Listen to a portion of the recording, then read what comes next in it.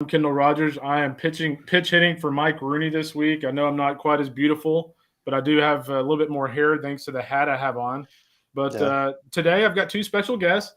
We're equal opportunity at D1 baseball, so we brought in Mark Etheridge and Patrick Ebert, who just happen to have the two worst records in the Pick'em game. We're trying to spread the wealth here. Maybe fans in the chat, you can kind of give them some tips. But Mark's record is 56 and 54 overall. It's really, I'm really proud of that, by the way. Patrick has had great weeks. He's 58 and 52. That's not. I mean, that's Fortune. not. Yeah, I mean, 56 and 54. No comment, Mark. 58, 52. Patrick's kind of like that 250 hitter who can have like that big weekend, with 3 or 4 bombs.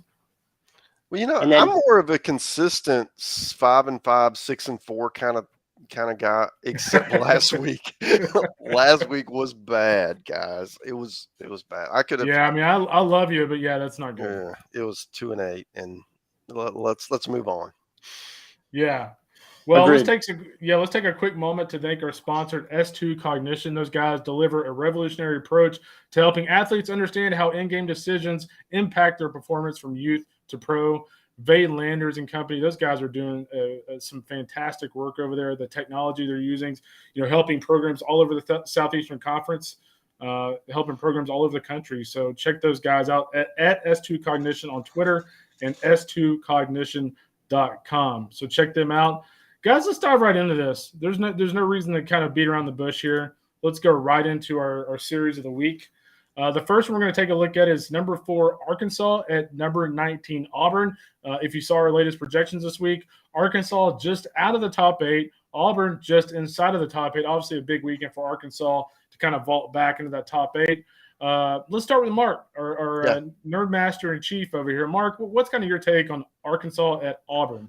So Auburn really showed me something in Knoxville last weekend. They lost the series, but I mean that was they played Tennessee as well as anybody has, and that's a mouthful this year. I mean Tennessee's just drubbing people. So I like their team. I would like them a lot better if they were at full strength, right? I mean Friday they're going with Mason Barnett.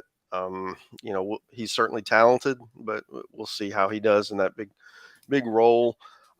With Arkansas. They've been consistent. They're 14-7. They've been the team that takes 2 out of 3 a lot of weekends.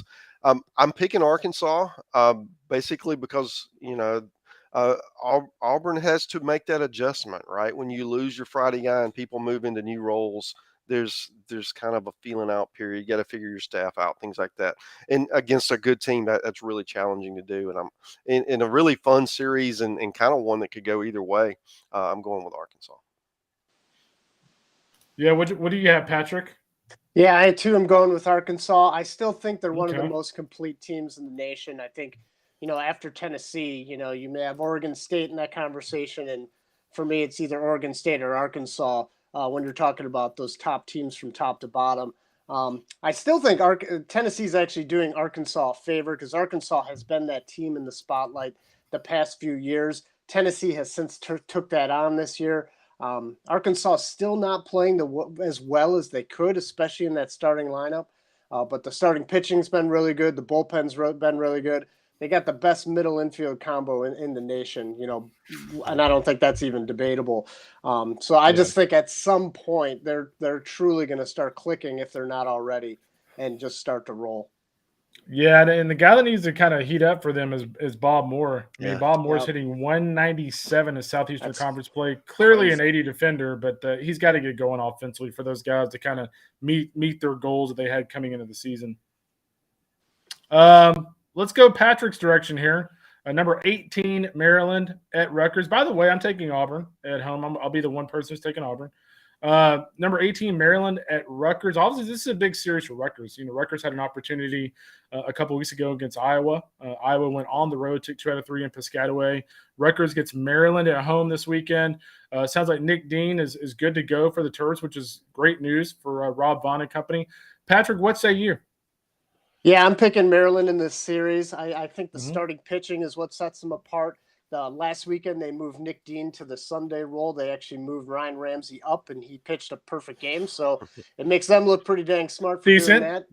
Yeah. Jason Savacool, who was one of the best Sunday starters in the nation, is now pitching on Saturdays. Sophomore with really good stuff.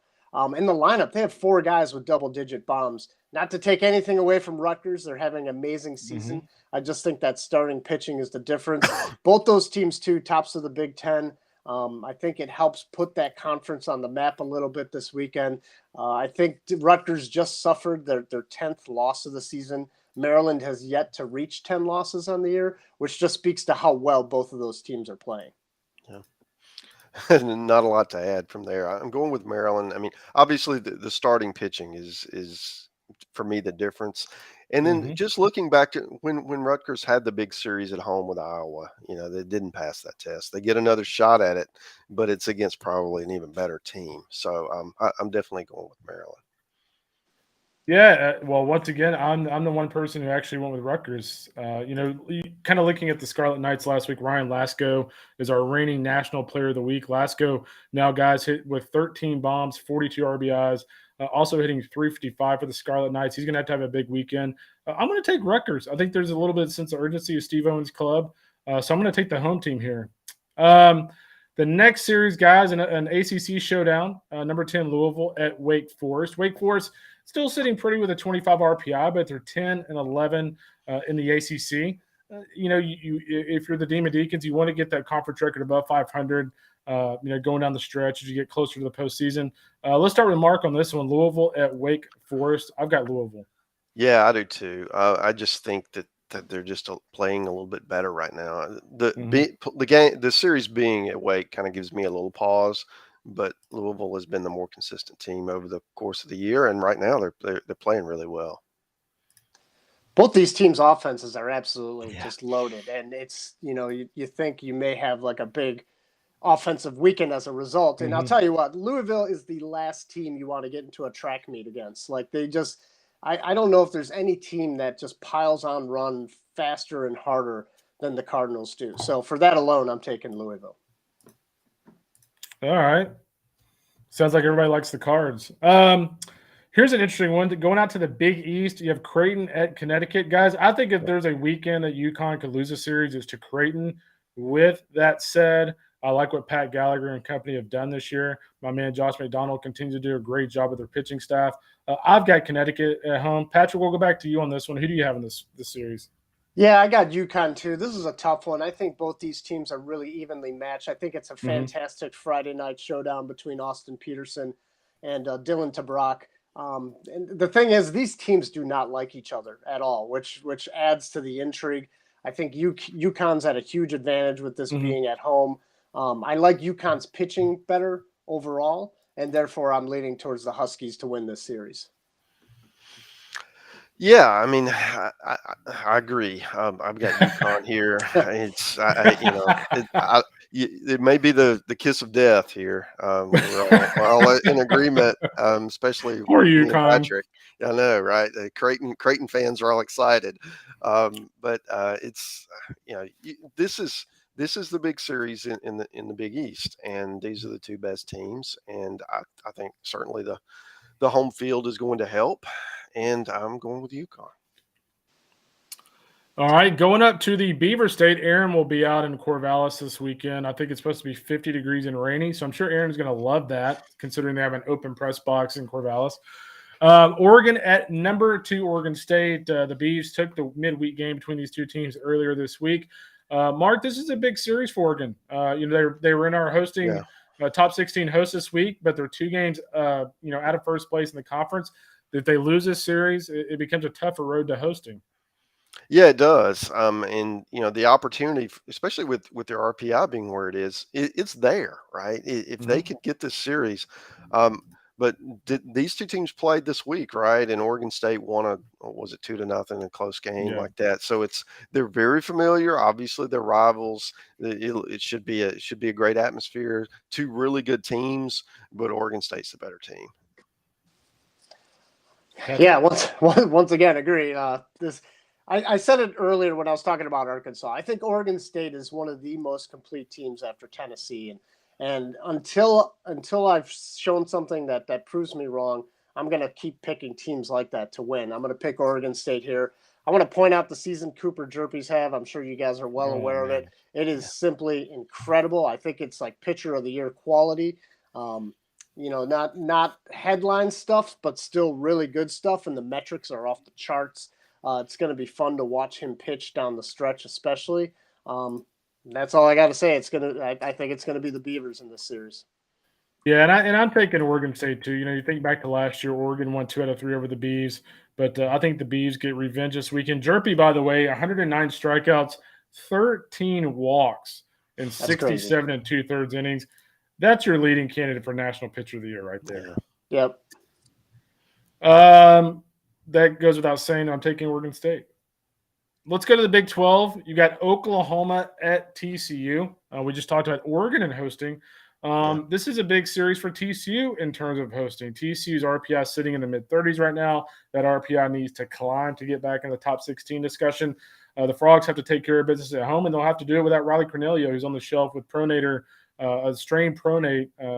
Will be on the shelf, and Austin Krob's moving to the Friday role for the Frogs. So a little shakeup in their weekend rotation. With that said, guys, I still like the kind of the veteran bats in TCU's lineup with Braden Taylor, Elijah Nunez, guys like that, Gray Rogers. And I just like TCU in general at home in this series against OU. Yeah, I do too. Especially after last week, they got humbled a bit. They went on the road to Tallahassee and things didn't go the way they wanted. And I think, they're at a place right now with 3 weeks plus the tournament left. Mm-hmm. If they can make a move and move, get into the top couple of teams, then they've got a shot. I mean, they really can. They can work back into the hosting discussion. Yeah, no doubt. And I joined on the TCU bandwagon a few weeks ago, and their fans were all over me. I'm not going to start picking against them now. I picked for them last week. That led to my 1-9 week. So thanks a lot, TCU. But I still have faith in you. Hope they can pull it out. Obviously, losing Cornelio is tough, but I think you made a good point earlier, Kendall, about that lineup 1 through 9. One of the more dangerous.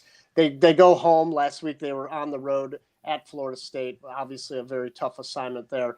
I think that kind of eases thing as far as like that having that home cooking, and they'll be able to get stuff done there. Yeah, I mean, TCU had Texas Tech, Texas, Oklahoma State, Florida State, all back to back, and now they have Oklahoma. Rough stretch. So, I mean, that might be the roughest stretch in the country this year for a schedule. Yeah.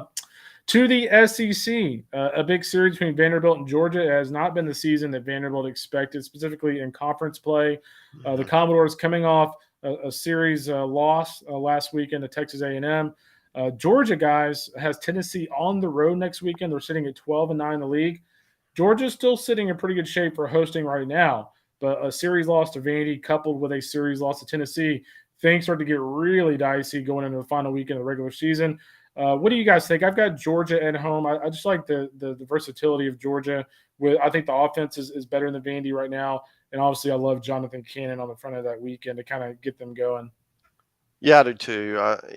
For Georgia, their RPI is great, right? But I am concerned about conference record and falling behind some of these other contenders for the host spots. So they've got to win games in conference, right? They don't have to worry about the RPI. It's going to be there, especially if they go to Knoxville. They're going to get a bump there.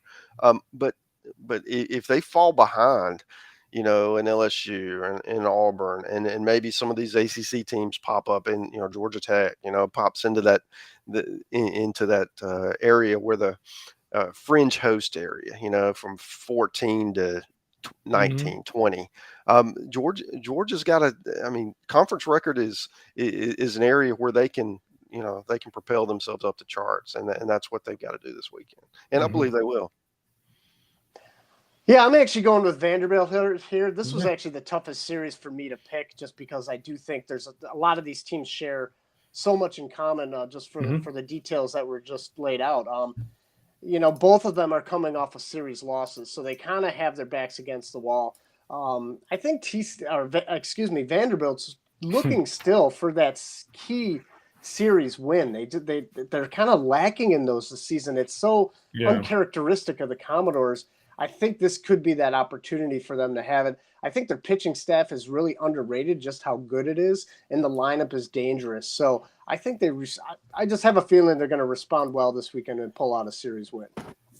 Yeah, Vanderbilt, by the way, in their last 3 losses to Louisville and 2 times to A&M, scored 5 runs in those 3 games. So clearly, Vanderbilt needs to get going offensively. I want to say in their last 4 games or something, I saw a stat, I think it's from Chris Lee or somebody like that they're like 3 or 4 and 36 with runners in scoring position in the last 4 or 5 games. That's not going to get it done. So obviously Vanderbilt's going to need to hit with runners in scoring position to take that series from Georgia. We're going to go up to the Appalachians. We got Texas at West Virginia.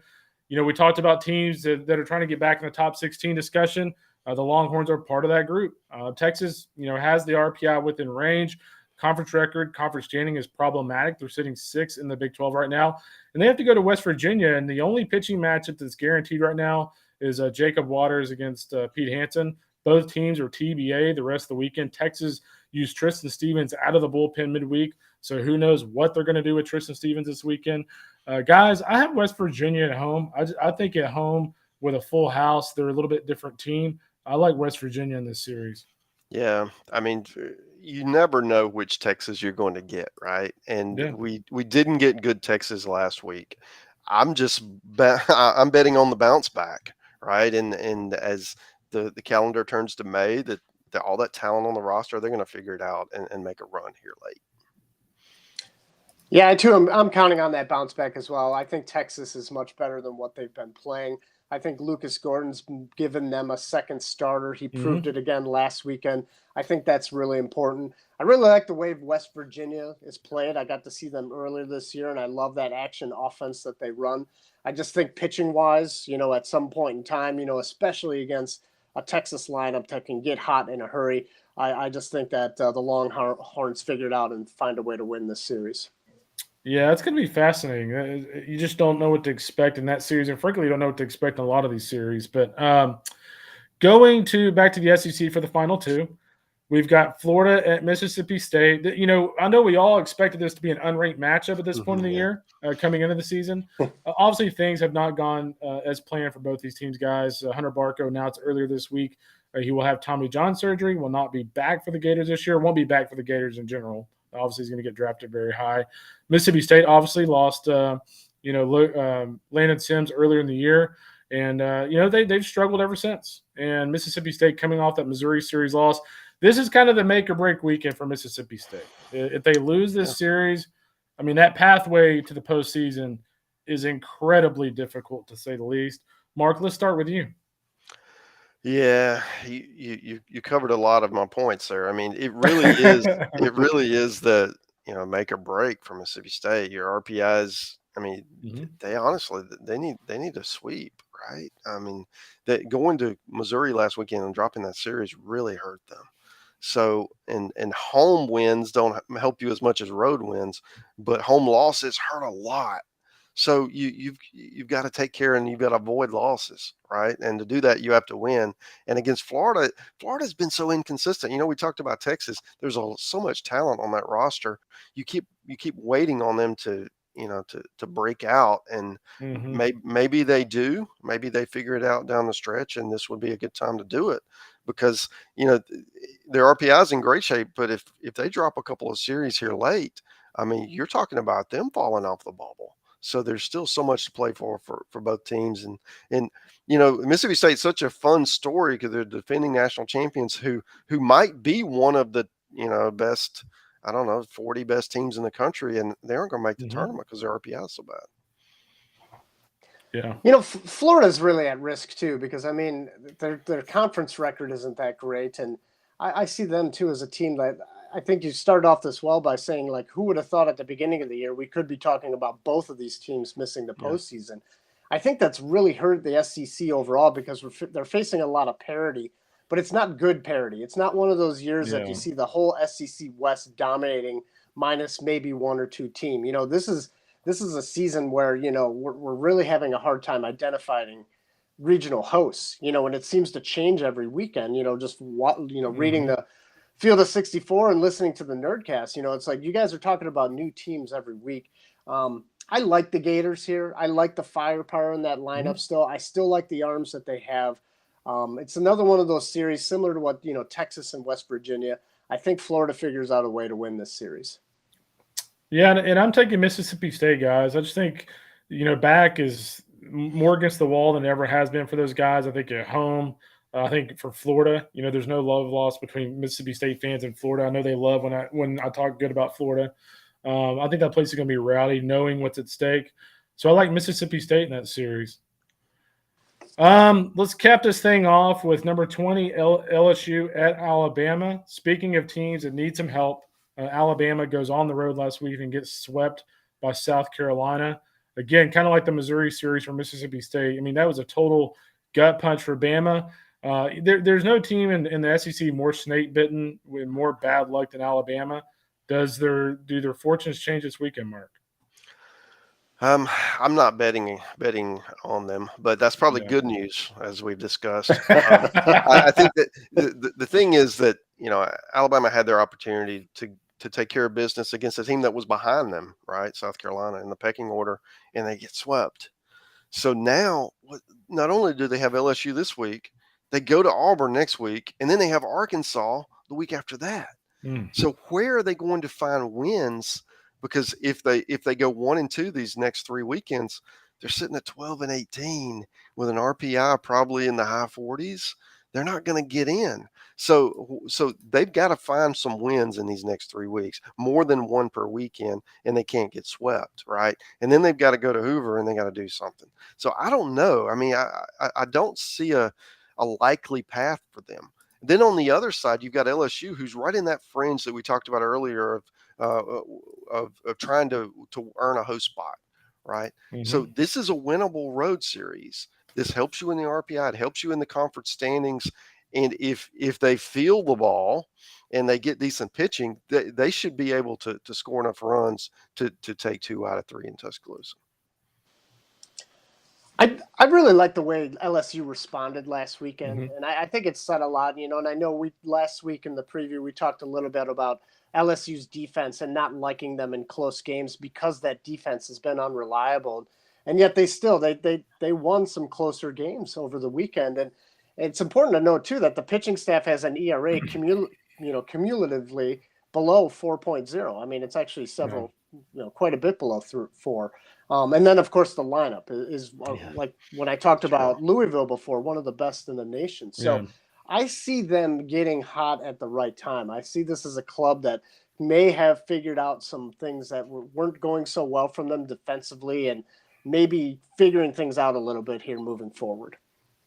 Yeah, and I think the other thing about LSU too, guys, they've kind of figured out their bullpen roles, whether it's Eric Reiselman or whether it's Paul Gervais or guys like that, or Riley Cooper. They've kind of found that right kind of mixing and matching out of the bullpen, which Mikaela Hilliard's been solid for them in the starting rotation. Their starting rotation is still not a complete product, but if you're at least able to mix and match in the back end of the bullpen, that at least takes some pressure off your starting pitching. So for that reason, I'm taking LSU this weekend, although it wouldn't be that surprising to me to see Alabama win that series. They do have a series win at home against A&M. And let's not forget, a few weeks ago, I'll say a few weeks ago now, 2 months ago now, they had a chance to sweep Mississippi State on the road. And frankly, for the Tide, that's the weekend that I think they're going to look back at as kind of the turning point for that team, because they could have easily swept Mississippi State in Starkville. Instead, they lost 2 out of 3. Yeah, good point. One thing to keep in mind with Alabama is they didn't have a midweek game, so they've got Ben Hess, who's a really talented guy that they've been bringing along slowly, who could play a role on the weekend where he hasn't before. So you're kind of up a guy when they're already down, 3-4 arms guys, that they've lost for injury. Yeah, speaking of Alabama real quick, I was just kind of punching in numbers here in a spreadsheet. If Alabama won one of their final remaining 3 series and finished at 12-18, their RPI would be at 54. If you remember, they went 12-18 last year before Hoover, but their RPI was in the mid-30s. So I don't think 50s would get them in at 12-18 unless they went on a hellacious run in Hoover. It's not. Yeah, you'd probably have to win the automatic. So, yeah, it should be interesting. Guys, I guess what's the one thing you're kind of looking forward to this weekend? What's the one thing you've got your eye on? Well, I think for me, it's all of these teams that we've talked about who are ranked really high, but their RPIs are not, and usually this time of year they're more in line, right? We're looking at more synergy between the ratings, and you're not now. So is this going to normalize, and we're going to get some, get it back? It's going to finish up the way we all expected, or is it going to stay weird? And that's going to leave the committee with some really interesting decisions, on selection day.